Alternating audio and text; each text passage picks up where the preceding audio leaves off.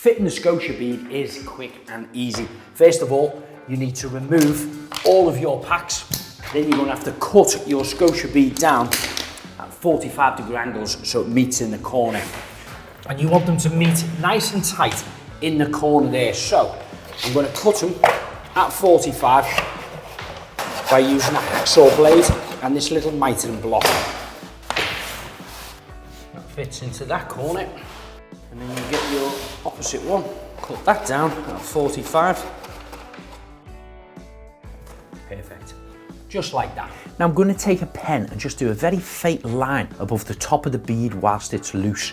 Then apply some adhesive just below the line. This will hold the bead into position so you won't have to tack or nail it down. Now the reason we apply the glue to the skirting board and not the floor is so the bead sticks to the skirting board, and that allows the floor to move if it does happen to expand at any point. Then where the beads meet, you can cut them on a fraction of an angle to create a scarf joint. For more how-to videos and top tips, subscribe to our YouTube channel, Mr. and Mrs. DIY.